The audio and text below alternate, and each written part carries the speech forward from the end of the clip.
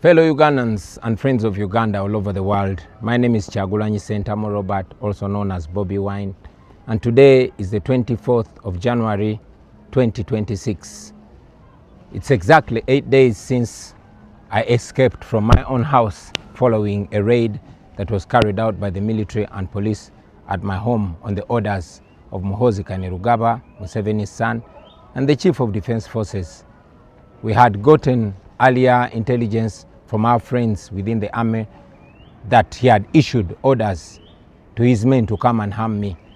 So when we saw them jumping over our fence on the night of 16th January, I somehow escaped from my home and left. That night they didn't enter into our house. They stopped in the compound. 3 days ago, they once again jumped into our fence, hurled profanities to my wife, and threatened to break into my house. That was the second time. Now last night was the third time for them to raid us. They came in hundreds, according to my wife. They broke every door in our house, including those that were not locked. They took away all our documents, from academic documents, land title deeds, and all important documents. They took every gadget, phones, chargers. They took our internet system. They even took all the laptops, including children's school laptops. They also took away our CCTV camera system and destroyed anything that they could destroy, broke glass and cut even our chairs. They put my wife on gunpoint, demanding that she shows them where I was. They even forced her to remove the passwords from her phone and our laptops, but she refused. Well, these and many things that Museveni's regime is doing through his son and his other people are not signs of strength. These are signs of weakness. If Museveni claims that he won the election, why is he panicking? Why is he doing all manner of terrible things? Why is he harassing people? Why is he harassing me and my family? Those are signs of shame. Those are signs of illegitimacy. Now my message to you, fellow Ugandans, I am not in my home because I still want to be able to speak to you like I'm doing. I'm not in my home because my life is threatened.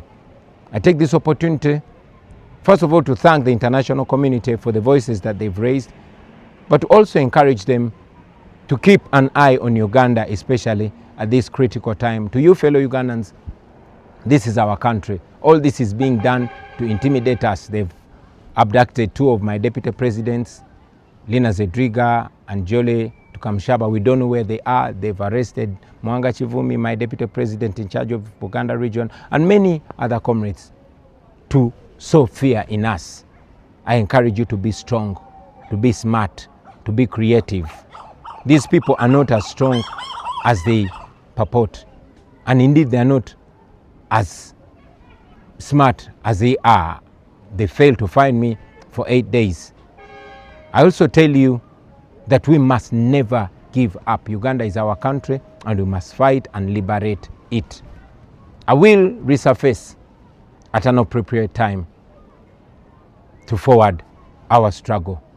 In the meantime, I'm not home because I'm trying to keep safe, I'm trying to keep alive, and I want to keep communicating to you. We shall overcome, we shall be free. People power, our power. The wife of Uganda's opposition leader Bobi Wine is in hospital after soldiers forcefully entered their residence overnight, choking her and beating up her staff. A Ugandan newspaper posted this video filmed by Barbie, which shows soldiers entering the compound in Kampala. Her husband is in hiding after escaping a previous raid on his home hours before he was announced the runner-up to President Yoweri Museveni in the January 15 presidential election. They came to terrorize me, to put me in this situation so that wherever my husband is, he can come out. I want to encourage him to stay wherever he is. I am okay. I can take care of myself. And the other thing, they came to steal our property because they stole everything valuable. Welcome back, people. That was the message from His Excellency Bobi Wine from his hiding place. But before I go deeper, listen to this message. Is it just me or Ugandans are something else? Because tell me how Bobi Wine's wife, Barbie Chagulanyi, was invaded by some law enforcement officers who are doing all kinds of crazy things, pulling off her blouse, and in the comments, Ugandans are laughing. They are saying, BBC should make a documentary. They are saying, what a nice movie. Let me tell you guys, nobody is safe. However much you protect the gains, you still use the potholed roads. However much you protect the gains, even if you're rich, the 75% of the youth who have no jobs will come and steal from you. They will come and murder your people. Nobody is safe, because even if you get a problem in Uganda, the citizens are going to laugh and move on like it's business as usual. Up to now, internet has not yet stabilized, but for some reason, Ugandans think it is a joke, and that is business as usual. I just want to understand if I am sick to be concerned, or something is crazy and something is fundamentally wrong, like from the word go. Like, how does anybody find a situation such as that funny? How does anybody make jokes about a situation like that? Oh my God. All right. And that is what was my concern, because if Museveni claims that he won the election fairly, and even the number that turned out to vote for him was not enough because he expected much than that, then what is all this about? All these intimidations, all these all these threats, all these raids against the opposition, Bobi Wine, all that they are doing, just to install fear in the people, because they know that they cannot let these people to live freely, because these people knows the truth. They knows the truth, and they have already they were already started to expose the truth as how the election were being rigged and everything. Now, the people of Uganda are so disappointing, because all that has happened to the wife, to the Bobi Wine, during the house raid, this is not something to celebrate, because as this young lady has said, that this means that nobody is safe. Once you see such things happening in your country, you don't have to celebrate, because nobody is safe.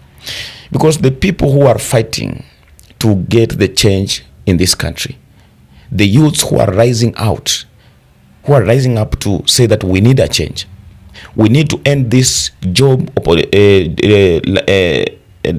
unemployment, we need to end this dictatorship, we need to change and transform our country. This means that they need someone who can fight for their own life. And if they cannot be able to get someone who can be fight for their own life, they will fight for their life. And you know which way they use? Those young people who are outside there jobless will come to steal from you. They will come to kill you. They will come to raid your houses, because there is no job opportunities. There is no one to listen to their voices. So when someone is being harassed, more so a female or a woman, by the police or law enforcement in your country, and you, the people from the comment section, are coming to celebrate, to laugh, because you feel like this is like a comedy. This is not a laughing matter, but this is a serious matter that you should be concerned. We've been always coming out say that we need a change, because all this dictatorship should end in Africa. The people who are being announced as the winners to the elections are not the people who were elected to hold these positions. And this was entitled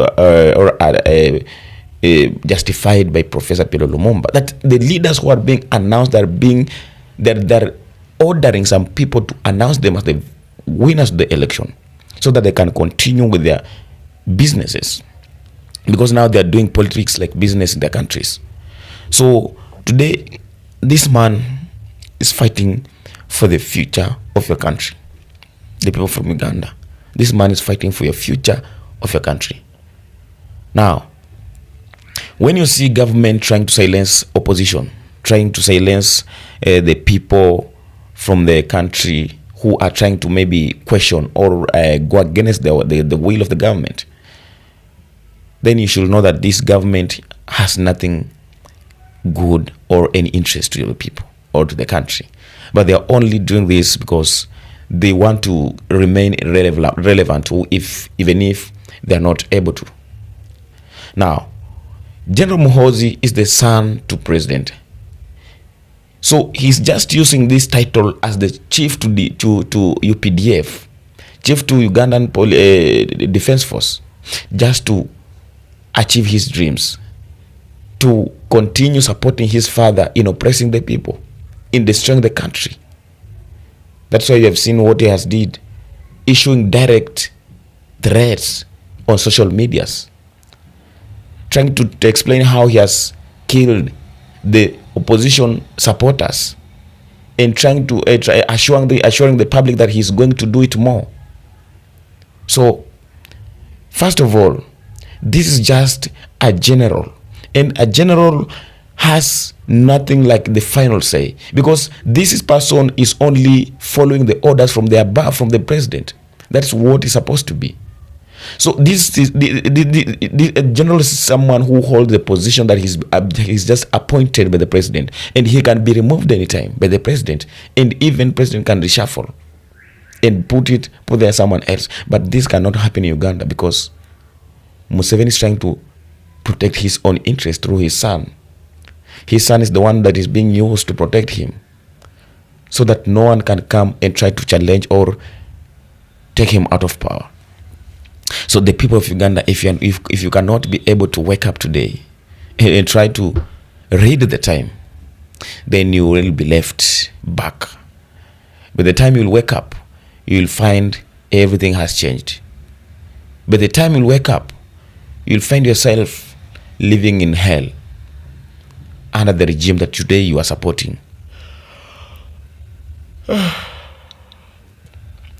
So Bobi Wine has issued the statement to the country of Uganda, and I've tried to go through the comment section. The whole of Africa is praying for you. I was never the supporter to Bobi Wine. I was just a neutral, trying to urge the people of Uganda to make their own choice. But from what is happening, this clearly gives the view that Museveni does not deserve to be the president of Uganda at this time, because what he's doing is out of order, out of law, and he's just doing things just to benefit himself and to protect his power. Let me have your voice in the comment section. Consider subscribing, sharing as we connect the next episode, and be blessed.